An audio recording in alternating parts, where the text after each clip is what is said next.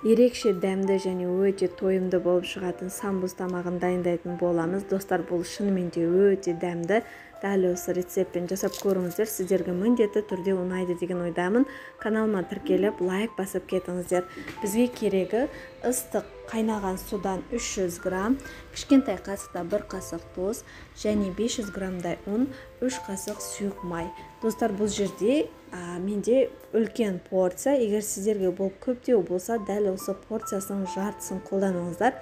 Ең бастысы қамырды қайнаған суда илеу және де тұзын аздау етіп салыңыздар. Қамырымыз жұмсақ илену керек, бірақ қолға жабыспайтындай. 30 минутқа демалдырып қоямыз. Оған дейін ішіне салмасын дайындаймыз. Пияз және сәбізді майда етіп турап аламыз.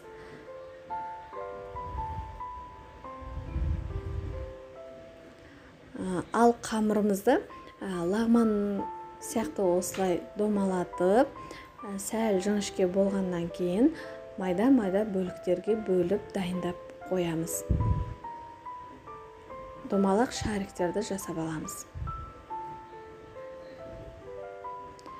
Барлығын бөліктерге бөліп, тағы да 10 минутқа кішкене демалдырғызып қоямыз қамырды.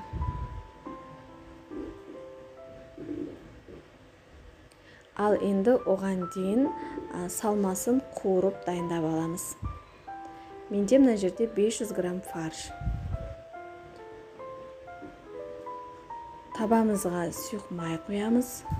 Қызған соң фаршымызды салып қуырып аламыз. Тұзын, қара бұршын, дәм тұзына қарай салыңыздар. Пиязымызды саламыз және де сәбізді салып қуырамыз. Барлығы толық піскенше қуырып аламыз. Толық піскеннен кейін салмасын суытып аламыз міндетті түрде. Оған дейін қамырымызды домалақ етіп жайып дайындап аламыз. Міне осындай қалыңдықта.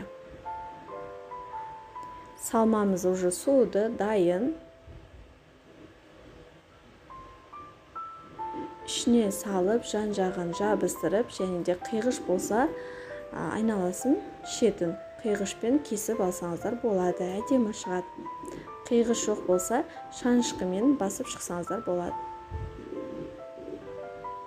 Ішіндегі салмасы піскендіктен тек қана қамырын пісіреміз, сондықтан жай отта қызған майда тез-тез екі жағын пісіріп аламыз. Бұл өте дәмді болып шығады, достар. Ас болсын.